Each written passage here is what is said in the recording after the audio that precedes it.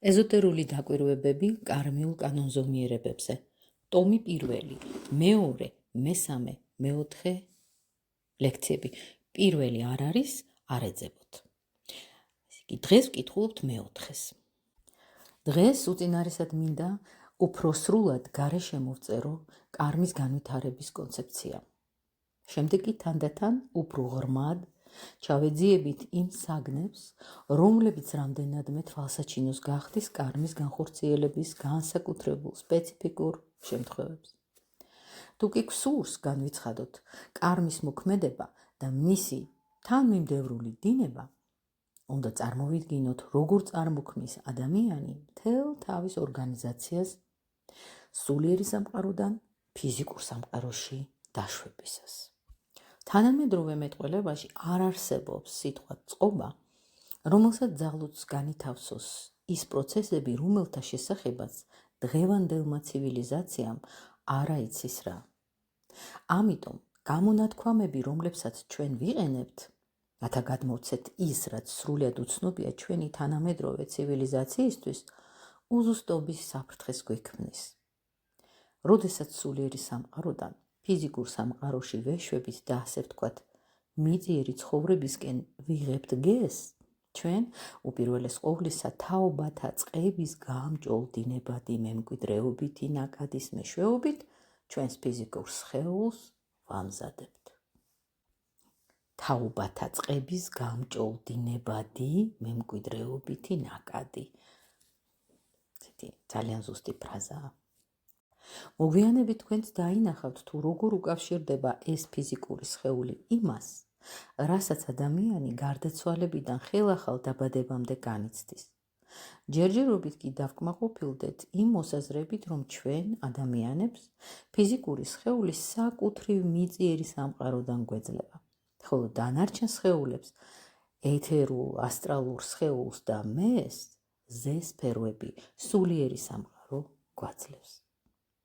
ადამიანი, ვიდრე იგი დაუკავშირდებოდეს მისთვის განსაზღვრული მშობლების და წინაპრებისგან წარმომავალ საკუთარ ფიზიკურ სხეულს, მანამდე მსოფლიო ეთერიდან თავისკენ იზიდავს და იკრებს ეთერულ სხეულს.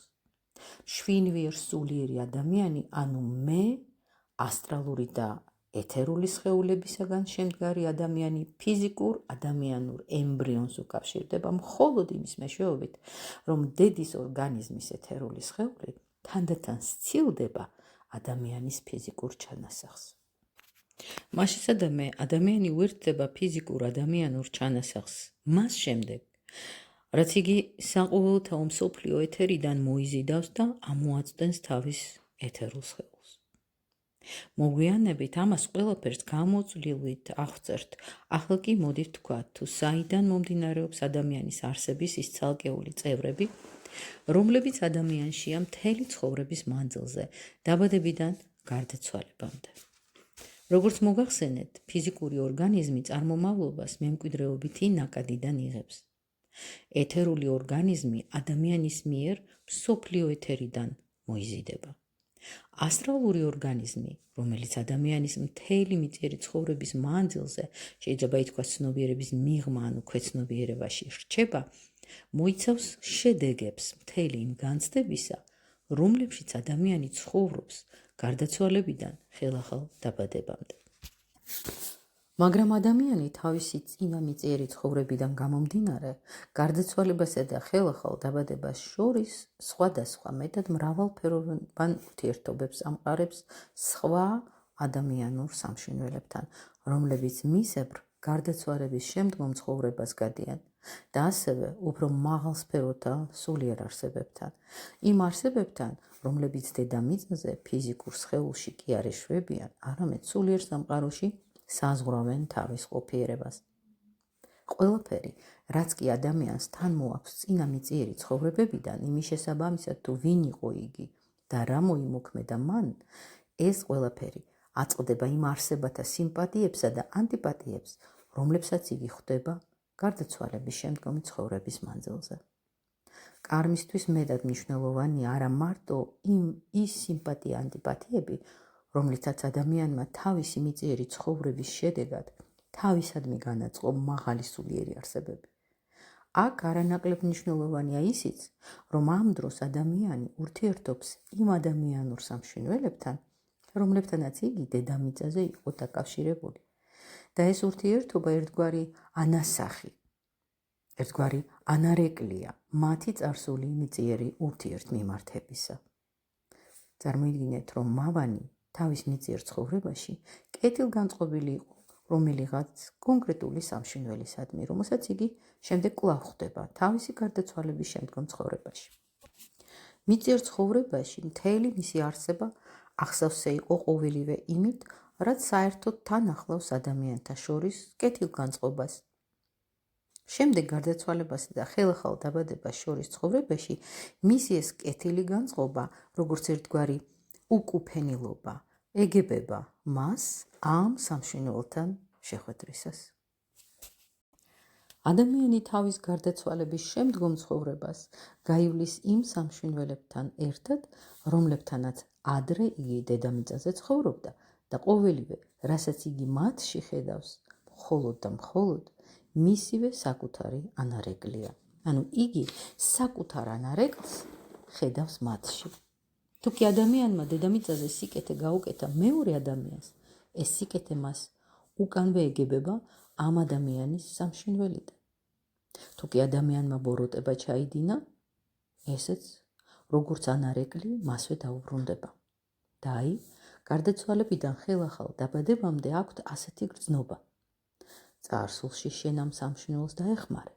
ახლა კი ის, რაც შენ განიცადი ამ კეთილი საქმის განხორციელებისას, ის, რაც ამ დროს შეიგრძენი ამ კონკრეტული ადამიანური სამშვენველის მიმართ, ყოველივე ის, რამაც ამ შეგრძნებებიდან გამომდინარე განაპირობა შენი მისადმი დამოკიდებულება, ერთი სიტყვით, ამ კეთილქმედებით აღძრული შენივე საკუთარი შინაგანი განცდები უკანვე უბრუნდება შენ სამშვენველს.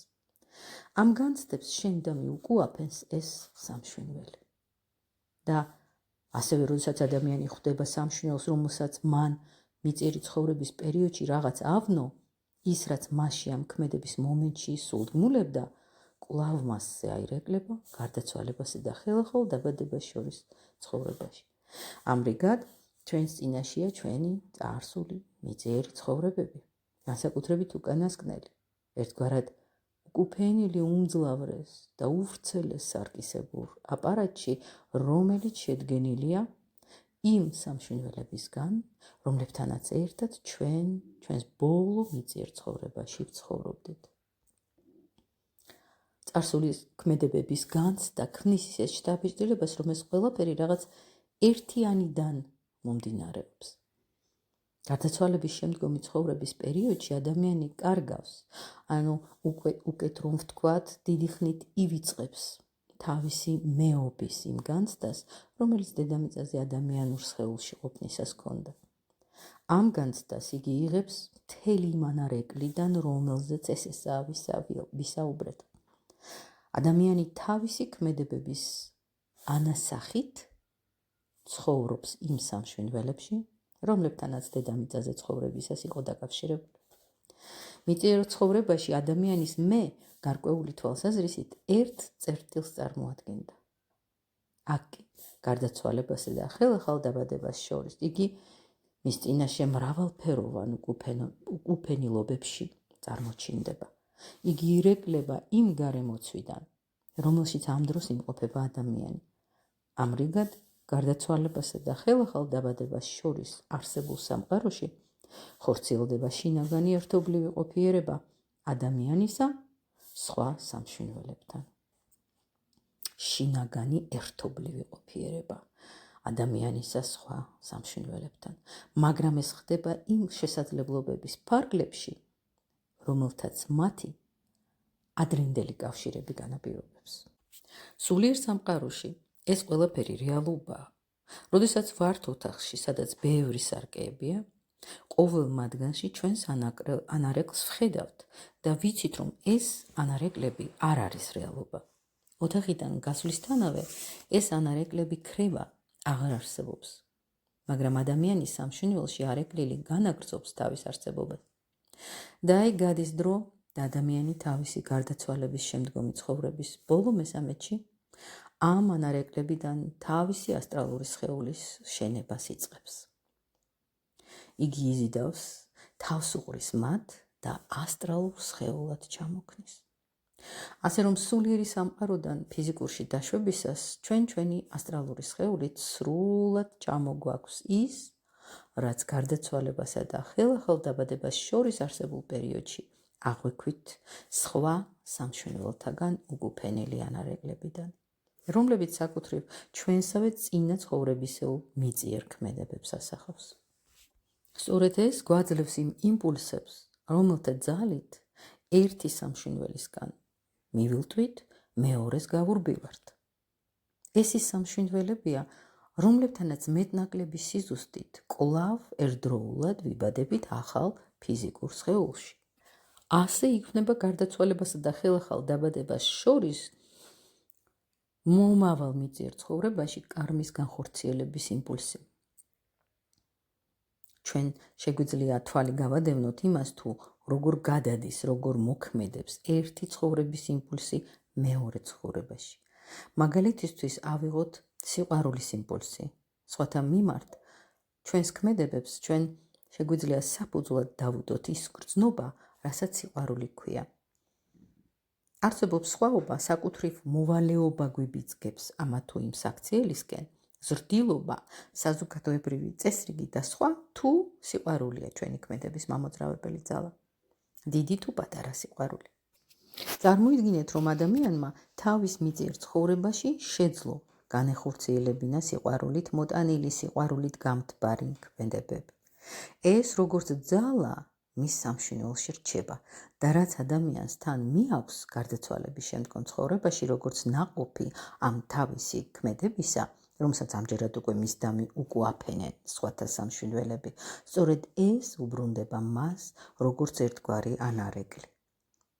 ხოლო იმის შედეგად, რომ ადამიანი სწორედ აქედან წარმოქმნის თავის ასტრალურ სხეულს, რომელთაც ახალ მიწიერ ცხოვრებაში შემოდის, ის სიყვარული, რომელსაც იგი მაშინ ასხივებდა, ახლა უკვე სიხარულად გარდასახული სხვა ადამიანურ სამშვენელთაგან უკუეფინება მას. მას შესაძამე თუ კი ადამიანმა თავის წინა მიწიერ ცხოვრებაში მასთან თანამყოფ ადამიანთათვის გააკეთა რაღაც ისეთი, რაც შთაგონებული იყო სიყვარულით, თუ კი მისი ქმედებები მიმართული ამ ადამიანთა წინსვლასა და განვითარებისკენ მადლფენილი იყო მისი სიყვარულით, მაშინ შემდგომში გარდაცვალებასა და ხელახალ დაბადებას შორის ცხოვრებაში მის მიერ მიწიერი ცხოვრების მანძილზე გარეფრქვეული სიყვარული ისეთნაირად გარდისახება, რომ მომდევნო ცხოვრებაში სიხარულად უბრუნდება მას. სიყვარული სიხარულად მეტამორფოზირდება. თუ კი თქვენ მიწიერ ცხოვრებაში განიცდით სიხარულს, მონიჭებულს რომელიმე ადამიანით, გწამდეთ ჩემო ძვირფასო მეგობრებო, რომ ეს სიხარული შედეგია სიყვარულისა, რომელიც თქვენს წინა მიწიერ ცხოვრებაში ამ ადამიანისადმი გაიღეთ. ეს სიხარული იღვრება თქვენ სამშვენელში მიწიერი ცხოვრების დროს. თქვენ შეიგრძნობთ შინაგან სითბოს ამ სიყვარულით მოგრილს. თქვენი იცით, რას ნიშნავს ცხოვრებაში სიხარული, განსაკუთრებით სიხარულის ის განცდა, რომელიც ათბობს და ახალისებს ჩვენ ცხოვრებას. იგი ასე ვთქვათ, აღგვაფრთოვანებს, აფრთიანებს ჩვენ სიცოცხლეს. სიხარული არის განხორციელებული სიყვარულის კარმიული შედეგი. და კვლავ სიხარულის განცდისას ჩვენ გარკვეულ დამოკიდებულებას ვამყარებთ იმ ადამიანთან, ვინც სიხარული მოგვანიჭა და გვანიჭებს. წინა მიწიერ ცხოვრებაში ჩვენმა შინაგანმა აღმონაცენმა მიგვიყვანა იქამდე, რომ ჩვენგან განედინა სიყვარული. როგორც ამის შედეგი, შემდეგ მიწიერ ცხოვრებაში გვეძლევა სიყვარულით მონიჭებული შინაგანი სითბოს განცდა. ამრიგად სიხარულის და სითბოს განცდა არის რაღაც ისეთი, რაც კვლავ და კვლავ სხივდება ჩვენგან. ადამიანი, რომლისთვისაც მიწიერ ცხოვრებას სიხარული მოაქვს, კვლავაც ასხივებს რაღაც ისეთ სითბოთ, რომ ეფინება ადამიანებს. ამის საპირისპიროდ მოქმედებს ადამიანებზე ის, ვინც კარმიული კანონზომიერების ძალით გაუხარელი გადის მთელ ცხოვრებას. მაგრამ ის, რასაც ადამიანი გარდაცვალებასა და ხელახალ დაბადებას შორის განიცდის როგორც სიხარულს, ასევე აირეკლება სხვა სამშვინველებშიც. სახელდობ იმ სამშვინველებში, ვისთანაც ერთად იგი დედამიწაზე ცხოვრობდა და ვინც ახლა მასთან ერთად გარდაცვალების შემდგომ სტადიაში იმყოფება. ეს სარკისებური ანარეკლი უკუპენილი იმ სამშვინველთაგან, რომლებიც მიწიერ ცხოვრებაში გვიცნობდნენ, თავის მხრივ ჩვენზეც მოქმედებს. ამ უკუზე მოქმედებას აღიბეჭდავს ჩვენი ასტრალური სხეული, როდესაც შევდივართ მომდევნო რიგით მესამე მიწიერ ცხოვრებაში, რომელსაც ახლა განვიხილებთ. ეს ზემოქმედება ერთვის ჩვენს ასტრალურ სხეულს, იბეჭდება მასში და ამ ახალ მიწიერ ცხოვრებაში ახლა უკვე ჩვენს შინაგანში დამკვიდრებული თავს იჩენს როგორც ადამიანების და სამყაროს იოლად დაუძაბავად გაგების საფუძველი და იმპულსი. ანუ ამის მეშვეობით იოლად გვეძლევა ადამიანებთან ურთიერთობის შესაძლებლობა. ეს არის ჩვენი მშვინვერი წყობის საყრდენი. სამყაროს გაგების უნარიც სწორედ მისი საბოძვარია. თუკი ჩვენ ძალგვით ადამიანის საქციელის გაგება, ეს მიანიშნებს სიხარულზე, რომელიც წინა მიწიერ ცხოვრებაში გვაქვს გამოცდილი. ხოლო ეს სიხარული თავის მხრივ უფრო ადრინდელ მიწიერ ცხოვრებაში განცდილი სიყვარულის შედეგია. ასეთი ადამიანები დედამიწაზე დაიარებიან თავისუფალი, გულღია, ხალვათი აღქმებით, ისე, რომ ეს თავისუფალი აღქმა და წვდომა თავად ამ სამყაროს საშუალებას აძლევს ჩაიღვაროს მათში. ეს კი ნიშნავს, რომ ამ ადამიანებს მსოფლ გაგების უნარი აქვთ. ეს ის ადამიანებია, რომლებმაც სამყაროსადმი ამგვარ მიმართებას წინა მიწიერ ცხოვრებაში განცდილი სიყვარულის და სიხარულის ძალით მიაღწიეს. როდესაც ჩვენი ქმედებები სიყვარულითაა ნაკარნახები, ეს სულ სხვა ვიდრე მშრალი, უსულგულო მოვალეობის გრძნობიდან ნამოქმედი. თქვენ იცით, რომ მე ჩემს თხზულებებში ყოველთვის ბუნებრივად მორალურ, ერთადერთ ეთიკურ ქმედებად განვიხილავ იმ ქმედებებს, რომლებიც სიყვარულიდან მომდინარეობს. ხშირად აღმინიშნავს ის უზარმაზარი სხვაობა, რომელიც ამ მიმართებით არსებობს კანტსა და შილერს შორის. კანტმა ხომ ცხოვრებაშიც და შემოქმედებაშიც არსებითად ყველაფერი შემოკანტა. მშრალებში ესე.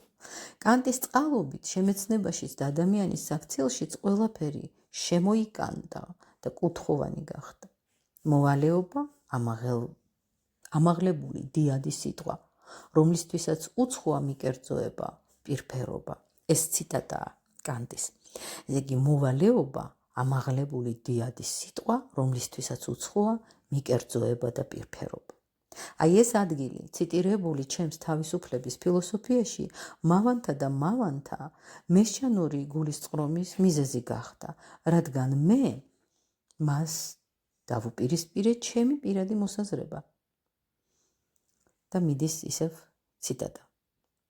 ოხ სიყვარულო, შენ ხარ მშვინვერი სითბოდან მეტყველი იმპულსი. ციტატის დასასრული და ასე შემდეგ. კანტის ამ უგულო მშრალი მოვალეობის გრძნობას შილერმა დაუპირისპირა ნაკვეთი აზრი. შილერის ციტატა მიდის: მეგობრებს სიხარულით ვემსახურები, მაგრამ ამას ისეთი სიამოვნებით ვაკეთებ, რომ ხშირად ეჭვიც მეპარება ჩემი მოქმედების სათნოობაში. დამთავრდა ციტატა. რადგან კანტის ეთიკის თანახმად სათნოებას მოკლებულია ის, რასაც ადამიანი სიხარულით აკეთებს, მისი აზრით სათნოება არის ის, რაც მშრალი, უსულგულო მოვალეობის გრძნობიდან მომდინარეობს. ესე იგი, არსებობენ ადამიანები, რომლებიც ვერ ხწევენ სიყვარულს და იმის გამო, რომ მათ არ ძალუძთ მეორე ადამიანს სიყვარულიდან გამომდინარე უთხრან სიმართლე, ადამიანს ხომ თუ კი ის გიყვარს სიმართლეს ეტყვი და არასდროს მოატყვებ, ამ სიმართლეს ისინი მოვალეობის გრძნობიდან ამბობენ. ურიგოროდია, როცა უსიყვარულო ადამიანი მოვალეობის გრძნობიდან მაინც ცდილობს თავი აარიდოს მუშტიკრივის და ალიყურის მეშვეობით ახსნა განმარტებას მეორე ადამიანთან, თუ კი რაღაც არ მოეწონა მასში, მაგრამ სხვაობა სიყვარულით ნაკარნახებ ქმედებებსა და უსულგულო მოვალეობის გრძნობით ნამოქმედარ შორის ძალიან დიდია, თუმცა აქვე დავძენ, რომ სოციალურ ცხოვრებაში მოვალეობის გრძნობას ძალზე დიდი მნიშვნელობა აქვს. მაშასადამე ის მოქმედებები, რომლებიც ხორციელდება მოვალეობის გრძნობიდან, ან ცრუ მორალიდან, ასევე მიღებულის კარნახით. აი, ეს ბრჭყალებშია ეს ფრაზა, ასეა მიღებულის ბრჭყალებში კარნახით.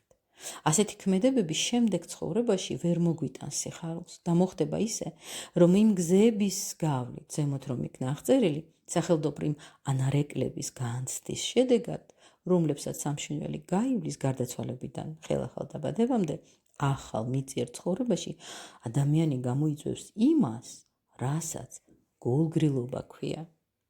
ეს განცდა ადამიანისადმი გულგრილობის განცდა, რომელიც ასეთ ადამიანს მთელი ცხოვრების მანძილზე თან გაყვება, თავად მასვე ტანჯავს და არც თუ უსამართლოდ, რადგან ადამიანები ერთმანეთისთვის არსებობენ და მოწოდებული არიან საკუთრივ იმისკენ, რომ არ იყვნენ გულგრილი. და სწორედ ეს სატანჯველი, ადამიანის ამგვარი ტანჯვა გახლავთ წინა მიწიერი ცხოვრებიდან გადმოსული უკმარისი სიყვარულის შედეგი. თუმცა ადამიანმა შესაძლოა წესიერი ზნეობრივი ცხოვრებით იცხოვრა, რადგან მის თავზე როგორც დამოკლეს მახვილი ამართული იყო მოვალეობის ურყევის შეგრძნება და შეგნება. მე არ ვიტყვი, რომ ეს იყო ფოლადიდან ჩამოსხმული ადამიანი, არ მინდა შევაშფოთო მოვალეობის გრძნობის მოერთგულენი, მაგრამ ცხოვრების წესიდან გამომდინარე, ასეთ ადამიანს ფოლადის თუ არა, ხის კაცი თამამად შეგვიძლია უწოდოთ. ამრიგად ჩვენ კვლავ მივადექით მეორე მიწიერ ცხოვრებას. როგორც მოგახსენეთ, სიხარული მომდინარეობს სიყვარულიდან, ხოლო თვითაც სიხარული მესამე მიწიერ ცხოვრებაში გულითადობად, გულხალვათობად გარდაიქმნება, რაც თავის მხრივ სამყაროს გვაახლოებს და სიკეთის და მშვენიერების თავისუფალი სიღრმისეული გაგება მოაქვს. ხოლო რაც ადამიანიდან მოჟონავს, როგორც სხვათა მიმართ გულგრილობა, შემდეგ რიგით მესამე მიწიერ ცხოვრებაში ყოველგვარ თვითდაჯერებულობას მოკლებულ, იჭვნეულ ადამიანად აქცევს მას. ასეთმა ადამიანმა არ იცის როგორ შეასრულოს საშინაო დავალება, არ იცის რა მოუხერხოს იმ მასალას სკოლაში მასწავლებელმა რო ახსნა. მოზრდილ ასაკში მას ვერ გადაუწყვეტია ხელოსანი გახდეს თუ მრჩეველი, რასაც არ უნდა მოკიდოს ხელი, იგი არაფერში არის დარწმუნებული. მან არ იცის რას მოახმაროს ცხოვრებაში თავისი თავი და ასე ყოველგვარი კონკრეტული მიმართულების, ყოველგვარი ორიენტაციის გარეშე გაივლის იგი თავის ცხოვრებას. ამ დროს გარე სამყაროს აღქმის მიმართებით მას ჩლუნგს ვერ უწოდებთ. მას შესაძლოა კარგადაც ესმოდეს მუსიკა, მაგრამ მისი მოსმენა არ გვრიდეს არავითარ სიამოვნებას და სიხარულს. მისთვის საბოლოო ჯამში სულ ერთია კარგ მუსიკას მოისმენს თუ უვარგის. იგი ვინძლო გრძნობდეს კიდეც მხატვრულ ტილოს, ან ხელოვნების რაიმე ქმნილების სილამაზეს, მაგრამ ამასთანავე მის სამშინველში ბორგავს ეჭვი. რისთვისაა ეს ყველაფერი საჭირო და ასე შემდეგ. ეს ის მოვლენებია, რომლებიც რიგით მესამე მიწიერ ცხოვრების კარმიულ კანონზომიერებაში იჩენს თავს. ახლა კი წარმოვიდგინოთ, რომ ადამიანმა მასში მძვინვარე ზიზღის, თუ ანტიპათიის ძალით თავის ახლობელს რაიმე ზიანი მიაყენა. ჩვენ შეგვიძლია აზრობრივად გავამწონოთ ის, რაც ამგვარ საქციელს შეიძლება მოჰყვეს. მართლაც შესაძლოა ეს იყოს ადამიანი, რომელმაც უმტრომად მისთანაც საქმე ჰქონდა, მაგრამ ასევე შესაძლებელია, რომ ეს არის კრიტიკოსი. რადგანაც იმისთვის, რათა დღეს იყო კრიტიკოსი, პატია ზიზღი მაინც უნდა გედოს გულში. თუ კი რა თქმა უნდა არ მიეკუთვნები კეთილგანწყობილ კრიტიკოსებს, რაც დღეს დიდი იშვიათობაა. სამწუხაროდ დღევანდელი ადამიანებისთვის გულისხმიერება უინტერესოა. მათ ურჩევნიათ დასცინონ, საქილიკო საგნად აქციონ ესა თუ ის. აკათასგვარი შუალედური საფეხური არსებობს, მაგრამ ზოგადად ეს მოიაზრება როგორც ადამიანის ქმედება ნაკარნახებით ცივი უგულო ანტიპათიით, რომელსაც ხშირად ვერც კი აცნობიერებენ და რომელიც მზარდი ტენდენციით უკვე სიძულვილში გადადის. ეს ის ქმედებებია, რომლებსაც ადამიანი სხვა ადამიანების, ან ასეც ხდება, ცხოველებისადმიც კი მიმართავს. ეს ქმედებები იბეჭდება მშვენ ვერგანცდებში, რომელთა ანარეკლი ადამიანს წინ უხდება მის ცხოვრებაში გარდაცვალებასა და ხელახალ დაბადებას შორის. შემდეგ კი ახალ მიწიერ ცხოვრებაში ამ სიძულვილიდან იბადება ის, რაც ამ ადამიანისკენ გარე სამყაროდან მოემართება და თან მოაქვს ტანჯვა და მწუხარება. ანუ ბედნიერების განცდის სრულიად საპირისპირო განცდება. შესაძლოა შეგვეკითხონ, ადამიანს სატანჯველი არ ელევა და თუ წინა ცხოვრებაში მის მიერ მეტნაკლებად განცდილი მისივე სიძულვილია მის სათავე? საერთოდ საკუთარი თავის მიმართ ძირითადად ასე სჯიან. წარმოუდგენელია, რომ მე წინა ცხოვრებაში ჩამედინოს უმსგავსობა, ტოლძალი იმ ტანჯვებისა, რაც განმიცდია. ასე რომ თუ გსურთ იყოთ მიუკერძოებელი, თუ გსურთ იმსჯელოთ ობიექტურად უწინარესად, უნდა გაიაზროთ, რა ძალა აქვს ილუზიას, თუ კი იგი ადამიანს აფიქრებინებს, სწორად ვმოქმედებო. მაშინ, როდესაც რეალურად მისი ადამიანებისადმი მოქმედება ანტიპათიური გრძნობებითაა იმპულსირებული.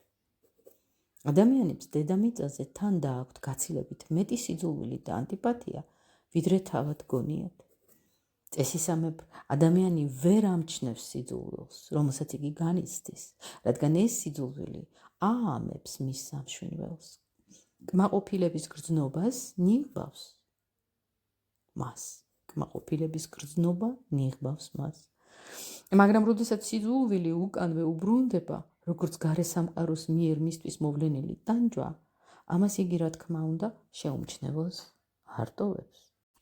ჩემო ძვირფასო მეგობრებო, ერთხელ მაინც გაიაზრეთ ყველასთვის კარგად ცნობილი ტრივიალური შემთხვევა, როდესაც მაგიდას უსხედან დარბაისელი დეიდები, ან გნებავთ ძიები და ყავის ფინჯნით ხელში ენად გაკრეფილები დაუზოგავად ჭორავენ თავიანთ ნაცნობებს. აბა, დაფიქრდით, რამდენი ანტიპათია იმთხევა ამ ადამიანებიდან რაღაც საათნახევრის განმავლობაში, თუმცა ხშირად ეს უფრო მეტხანსაც გრძელდება და თანაც სრულიად ანგარიშმიუცემლად. მაგრამ როდესაც ეს ანტიპათია გარდუვალი აუცილებლობის ძალით შემდეგ მიწიერ ცხოვრებაში უკან უბრუნდება მათ როგორც ტანჯვა, როგორც განსაცდელი, ამას ისინი უმალ ამჩნევენ. შესაბამისად, ჩვენს მიწიერ უბედობათა ერთი ნაწილი, არა მთლიანად, არამედ ერთი ნაწილი იმ ტანჯვებისა, რომლებიც გარედან მოდის, სათავეს იღებს იმ ანტიპათიებიდან, რომლებიც წინა ცხოვრებაში ჩვენგანვე იქნა გარემიმართული. ამასთან, რა თქმა უნდა, საჭიროა გავაცნობიეროთ ისიც, რომ კარმას, კარმეული მოვლენის, ამა თუ იმ ნაკადს, სადღაც თავისი სათავეც უნდა ჰქონდეს. ესე იგი, თუ კი ერთმანეთის მიმყოლ ცხოვრებებს ასოთა წყების A, B, G, D, E, V სახით წარმოვიდგენთ, თუ კი ერთმანეთის მიმყოლ ცხოვრებებს ასოთა წყების სახით წარმოვიდგენთ, სადაც ასო D ამჟამინდელ ცხოვრებას აღნიშნავს, გაირკვევა, რომ ყველა ჩვენი განსაცდელი როდი მომდინარეობს ამ D-ს წინა ცხოვრებიდან, არამედ შესაძლოა უფრო ადრინდელი წარმოშობის იყოს. ამიტომაც ასე ხაზგასმით ვამბობ, რომ გარე სამყაროს მიერ ჩვენზე მოვლენილი უბედობები უმეტესწილად გამოწვეულია იმ სიძულვილით, რაც ჩვენს წინა მიწიერ ცხოვრებაში გამოვავლინეთ. ახლა კი, თუ კი მზერას კვლავ რიგით მესამე მიწიერ ცხოვრებისკენ მივმართავთ, დავინახავთ, რომ შედეგი იმ ტანჯვებისა, რაც წინა, ესე იგი რიგით მეორე ცხოვრებაში განვიცადეთ, მე აქ გულისხმობ მხოლოდ და მხოლოდ იმ ტანჯვათა შედეგებს, რომლებიც ასე ვთქვათ, დაგროვილი სიძულვილით იქნა მოწეული. უწინარეს ყოვლისა თავს იჩენს როგორც ერთგვარი სულიერი, ფრჩხილებში წერია გონებრივი სიჩლუნგე. სიჩლუნგის ერთგვარი სახეობა სამყაროს აღქმის თვალსაზრისით. დიახ, ადამიანს, რომელიც გულგრილად, ფლეგმატურად ჭრեց გარესამყაროს და ადამიანებს ეს სიჩლუნგი ხშირ შემთხვევაში მისივე საკუთარი კარმით განწესებული ტანჯვების შედეგად აქვს შეძენილი, მაგრამ სწორედ იმ ტანჯვებისა, რომლებიც მას ბოლოდან მესამე ცხოვრებაში განცდილმა ძულვარებამ მოუტანა. დარწმუნებული ბრძანდებოდეთ, რომ ადამიანის სიბრიყვე ყოველთვის მისივე ერთ-ერთ წინა ცხოვრებაში განცდილი სიძულვილის შედეგია. მაგრამ კარმის გაგება მოიაზრებს არა მხოლოდ ცოდნას, რომელიც ადამიანის გაგების შესაძლებლობას იძლევა. კარმა უნდა გავიგოთ როგორც ცხოვრების იმპულსი. ჩვენ უნდა გავაცნობიეროთ, რომ იგი ეხება არა მარტო წარსულ A, B, G, D დაამჟამინდელ D მიწიერ ცხოვრებებს, არამედ მომავალ E, Z, T მიწიერ ცხოვრებებსაც. მაშინ ცხადი ხდება, რომ ჩვენი სამშვინველი შინაარსი, რომელიც ცნობიერად თუ არაცნობიერად კულტივირდება ჩვენ სამშვინველში, თავის შედეგებს შემდგომ მიწიერ ცხოვრებებში გამოიღებს. თუ კი ვინმეს სურვილი აქვს თავის რიგით მესამე მიწიერ ცხოვრებაში იყოს გამორჩეულად ბრიყვი, ამისთვის მან ამჟამინდელ მიწიერ ცხოვრებაში რაც შეიძლება მეტი სიძულვილი უნდა ავლინოს. მაგრამ თუ კი გსურს გულგახსნილი, თავისუფალი, სამყაროს წლომისთვის მზად მყოფი, შევუდგეთ მესამე მიწიერ ცხოვრებას, მაშინ ჩვენს ამჟამინდელ ცხოვრებაში განსაკუთრებით ბევრი სიყვარული უნდა გავცეთ. მხოლოდ ამგვარად იძენს კარმის შემეცნება, კარმის განხორციელების სიღრმისეული გაგება ჭეშმარიტ ფასეულობას ადამიანისთვის, რამე თუ მაშინ იგი ჩვენს სამომავლო მიზნებისთვის მოქმედნებელობაში შემოდის. მაშინ იგი როგორც მომავლისკენ მიმართული მეტად მნიშვნელოვან როლს ასრულებს ჩვენს ცხოვრებაში. ეს ისეთნაირად უნდა გავიგოთ, რომ კაცობრიობის განვითარებაში დგება დრო, როდესაც ადამიანმა აღარ უნდა იმოქმედოს ქვეცნობიერის კარნახით, როგორც იგი მოქმედებდა ადრინდელ მიწიერ ცხოვრებებში. დღეს ადამიანები უფრო თავისუფალნი, უფრო მეტად შეგნებულნი არიან. მე-15 საუკუნის პირველი მესამედიდან დაწყებული ჩვენ ცხოვრობთ ეპოქაში, როდესაც ადამიანები მეტის წადილით ესწრაფიან თავისუფლებას და შეგნებას. ამიტომ დღევანდელ ადამიანებს თავის შემდგომ მიწიერ ცხოვრებაში უკვე შეეძლებათ ბუნდოვნად მაინც იგრძნონ, რომ მათი მიწიერი ცხოვრება არ არის პირველი. ასე რომ, როდესაც დღევანდელი ადამიანი ამჩნევს, რომ ჭკუაგონები დიდად არ ბრწყინავს და ამას, ნაცვლად იმისა, რომ საკუთარი თავი დაადანაშაულოს, თანამედროვე მატერიალისტური შეხედულებების თანახმად თავისი ფიზიკური სხეულის არასრულ ფასოვნებას მიაწერს, მას დღეს სადღეისოდ ის მაინც უნდა შეეძლოს, რომ ბუნდოვანი გრძნობის კარნახით აღიაროს. ოდესღაც ჩემში იყო რაღაც,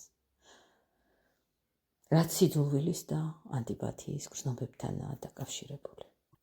როდესაც დღეს ვლაპარაკობთ ვალდორფის სკოლის პედაგოგიკაზე, რაც საკვირველი ანგარიშს ვუწევთ თანამედროვე მიწიერ ცივილიზაციას.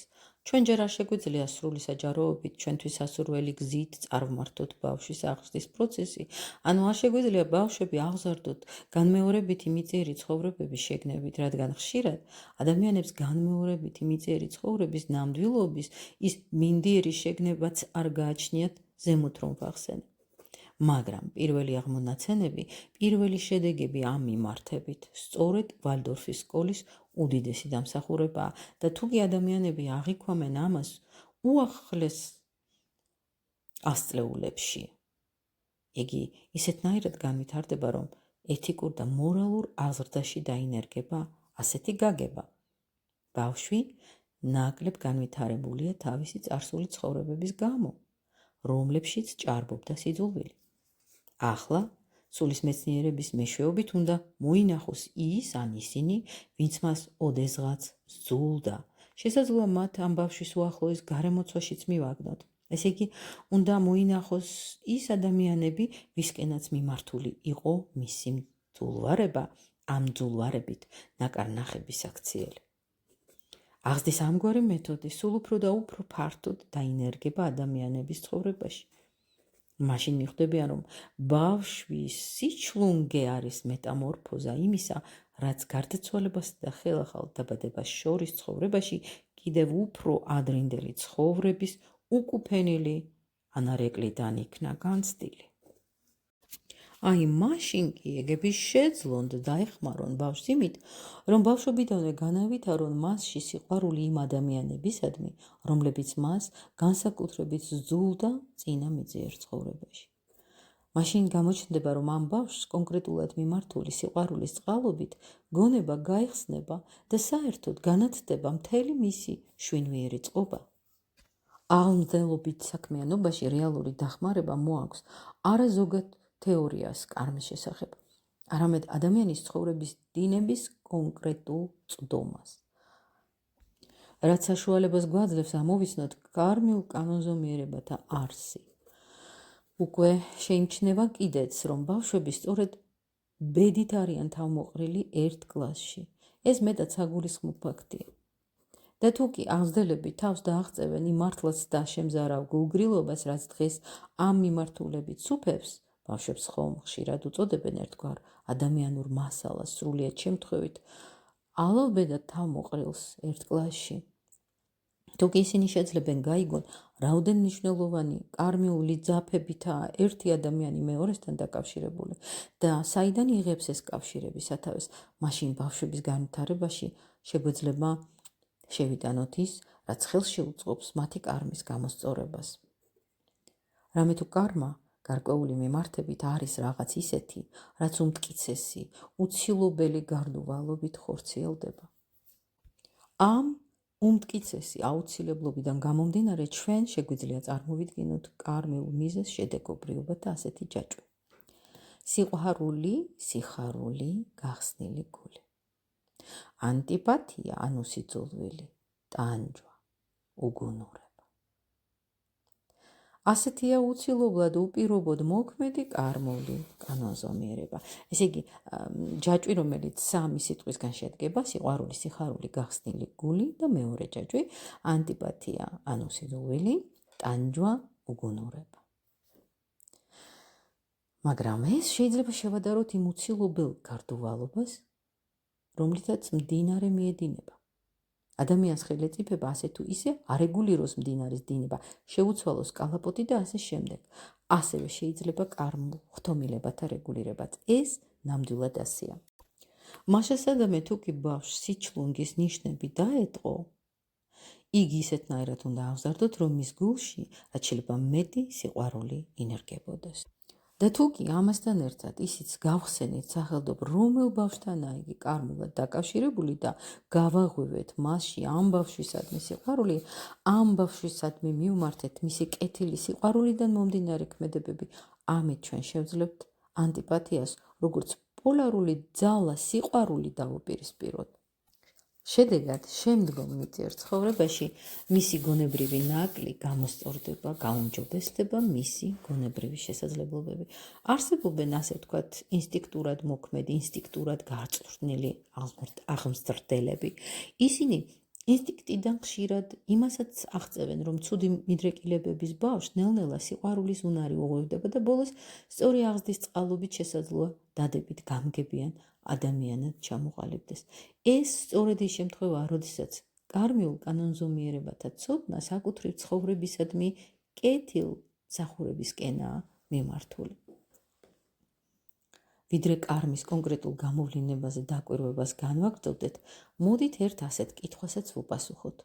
როგორ უნდა შევიცნოთ ადამიანი, რომელთანაც ჩვენ ზოგადად და მთლიანობაში თუნდაც ერთი კარმიული კანონზომიერებით ვართ დაკავშირებული? აქ მე გამოვიყენებ გამონათქვამს, რომელიც დღეს ხშირად გაისმის და რომელსაც ხშირად ერთგვარ ირონიასაც ურთავენ. ბრჭყალებში, ჩვენი თანამედროვე ადამიანი. დაიხურა ბრჭყალი. ანუ ადამიანი, რომელიც ჩვენთან ერთდროულად ცხოვრობს დედამიწაზე. რას ნიშნავს ეს? ზემოთქმულთან მიმართებაში ეს ნიშნავს, რომ თუ კი კონკრეტულ მიწიერ ცხოვრებაში კონკრეტულ ადამიანთან ერთად ვცხოვრობთ, მაშინ ერთ-ერთ წინა ცხოვრებაშიც მასთან ერთდროულად ვცხოვრობდით. ეს საერთოდ ასეა. თუმცა ერთგვარი გადახრები არაა გამორიცხული.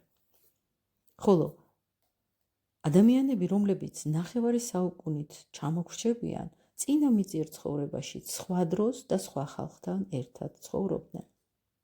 ანუ მე იმის თქმამ სურს, რომ ისინი, ვინც ასე ვთქვათ, B ჯგუფს განეკუთვნებიან, არ ხვდებიან A ჯგუფის წარმომადგენელ ადამიანებს. ეს აზრი შესაძლოა დამსხუნველიც იყოს, მაგრამ სიმართლე. მეორე, რაც ასევე ხშირად აინტერესებთ და რაც ერთგვარად აბნევს კიდეც ადამიანებს, გახლავთ მიწიერი კაცობრიობის რიცხობრივი ზრდის საკითხი. ამაზე მოგვიანებით ვილაპარაკებ, ახლა კი ერთი აზრი მინდა გამოვკვეთო. შესაძლოა მან უსიამოვნო განწყობა შეგიქმნათ, მაგრამ სათქმელი უნდა ითქვას. ფაქტიურად, ადამიანების დედამიწაზე ცხოვრებას მხედველობაში მაქვს განმეორებითი მიწიერი ცხოვრებები, გარკვეული რიტმი აქვს. შეიძლება ითქვას, რომ ზოგადი წესრიგის თანახმად ადამიანების ერთი ჯგუფი ერთი მიწიერი ცხოვრებიდან შემდეგ მიწიერ ცხოვრებაში ერთდროულად გადადის. სხვა ჯგუფიც თავის მხრივ ასეთნაირადვე ახორციელებს ამ პროცესს. ადამიანთა ეს ორი განსხვავებული ჯგუფი გარკვეული მიმართებით ერთმანეთისგან განცალკევებულია. დედამიწაზე ისინი ერთმანეთს არ ხვდებიან. ხანგრძლივ გარდაცვალების შემდგომ ცხოვრებაში ისინი ერთად არიან. ხოლო რაც შეეხება მიწიერ ცხოვრებას, აქ ისე ხდება, რომ ადამიანები სულიერი სამყაროდან ისევ და ისევ თავის ცალკეულ მეტნაკლებად ჩაკეტილ წრეში იბადებიან. განმეორებითი მიწიერი ცხოვრებებისთვის შინაგანად არსობრივად მნიშვნელოვანი სწორედ მათი ერთდროული მიწიერი ცხოვრებაა. სხვაგვარად რომ ვთქვათ, მთელი აზრის გახლავთ, რომ ეს ადამიანები ერთმანეთის თანამედროვენი არიან. საკითხავია, რატომ ხდება ასე? გეტყვით, რომ ამ კითხვამ, რომელიც ადამიანს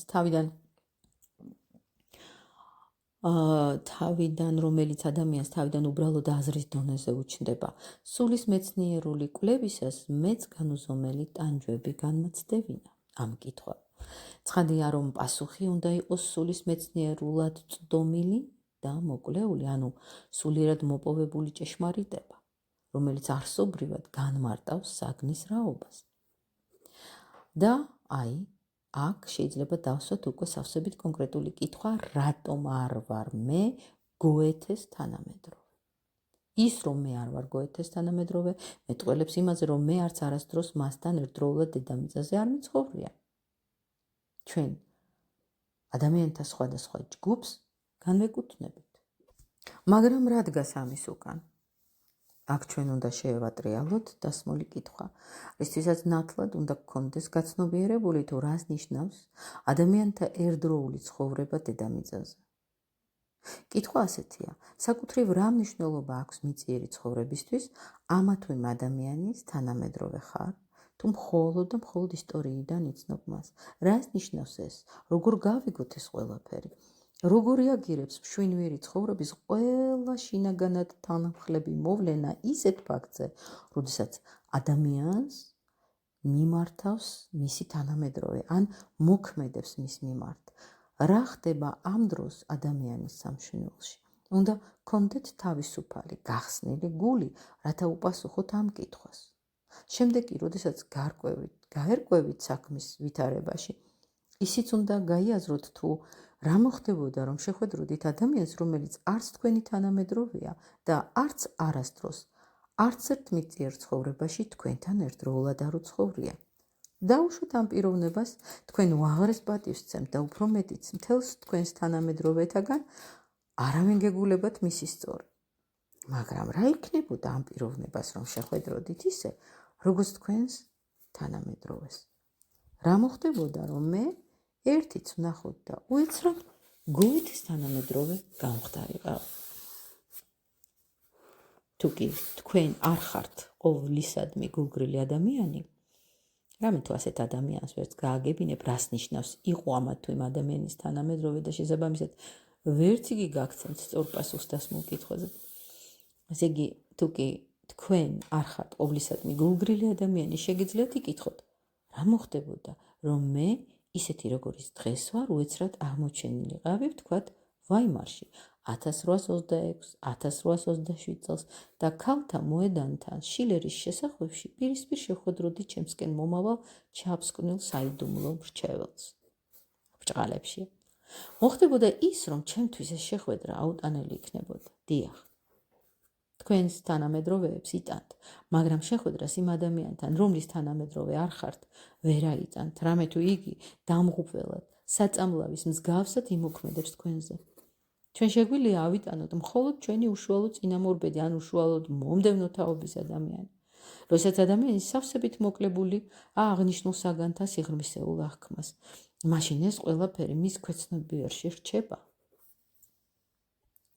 მაგრამ თუ კი ადამიანი სულიერის მიმართებით გარკვეულ სიფაქიზეს იჩენს, მან ზუსტად იცის, რომ ვეიმარში, შილერის შესახვევში ანაზდათ რომ წააწყდეს ჩაფსკნელ საიდუმლო მრჩეველს, შილერს ეძახის ესე, ღაბაბიან გოეთეს, ეს შეხვედრა მისთვის აუტანელი იქნება. ხოლო ვისაც ამ მიმართებით არავითარი შეგრძნებები არ გააჩნია, ის ვინც იცის გოეთესთან შეხვედრისას, იქნებ კიდეც. ვისაც ამ მიმართებით არავითარი შეგრძნებები არ გააჩნია, ის ვინ იცის გოეთესთან შეხვედრისას, იქნებ კიდეც მისალმებოდა მას. ასე რომ ეს ყოველივე არამიწიერ წარმომავლობაზე მეტყველებს. ის საფუძვლები, რომელთა გამოც ჩვენ ვერ ვიქმნებით ამა თუ იმ ადამიანის თანამედროვე, არ განეკუთვნება მიწიერ ცხოვრებას და მათი წვდომა სულიერ კანონზომიერებათა განჭვრეტას საჭიროებს. აი ამიტომაც ეს საგნები ხშირად პარადოქსულად მოჩანს. სინამდვილეში კი ყველაფერი ზუსტად ისეა, როგორც ზემოთ მოგახსენეთ. დამერწმუნეთ, რომ მე გულწრფელი სიყვარულით დავწერე წინათქმა ჟან პოლის თხზულებებისთვის.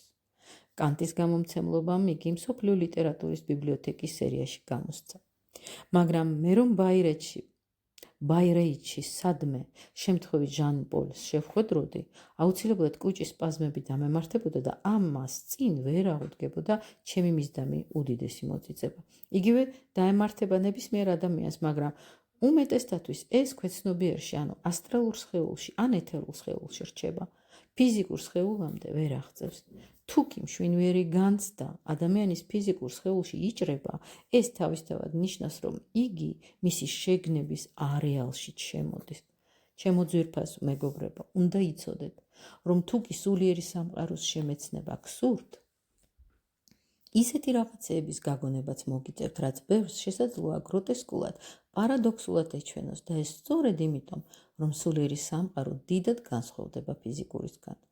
არც ისაა გამორიცხული, რომ მავანმა დაგცინოთ კიდეც ამის გაგონებაზე, რომ ჟან პოლთან შეხვედრამ ადამიანს, რომელიც მას არც იცნობს, შესაძლოა კუჭის სპაზმებით დამართოს. ამგვარი მიმართება ამ საგნებისადმი სავსებით ბუნებრივია, მიწიერი, ჩვეულებრივი, ბანალურ მესჩანური სამყაროსთვის, მაგრამ ამ ბანალურ მესჩანურ სამყაროს არავითარი მნიშვნელობა არ აქვს სულიერი კანონზომიერებისთვის. ამიტომ უნდა შევეგუოთ იმას, რომ თუ კი სულიერი სამყაროს გაგებას ვესწრაფვით, სხვაგვარად აზროვნებაც, სხვაგვარ ფორმებში აზროვნებაც უნდა შეგვეძლოს. შესაძლოა განვიცადოთ რაღაც შემაძრწუნებელი, გამაოგნებელი, ამისთვის მზად უნდა ვიყოთ. თუ კი ადამიანი ჩვეულებრივი შეგნებით კითხულობს გოეთეს შესახებ, მას შეიძლება ბუნებრივად დაებადოს მისი გაცნობის, მისთვის ხელის ჩამორთმევის სურვილი, მაგრამ ეს უაზრობაა, რადგანაც არსებობს კანონები, რომელთა თანახმად ჩვენ დედამიწაზე ვცხოვრობთ გარკვეულ ეპოქაში და მხოლოდ ამ ეპოქაში ძალგვით ცხოვრება მსგავსად იმისა, როგორც ადამიანი თავისი ფიზიკური სხეულით მხოლოდ ჰაერის გარკვეული წნევის პირობებში ცხოვრებასაა შეგუებული და ვერ იარსებებს, თუ კი დედამიწის ზედაპირს დასაშვებზე მეტი მანძილით აცდა. ასე რომ მე-20 საუკუნეში ცხოვრებისთვის განსაზღვრული ადამიანი გოეთეს ეპოქაში ვერ იცხოვრებს. აი ეს მინდოდა პირველჯერად მეთქვა კარმის შესახებ.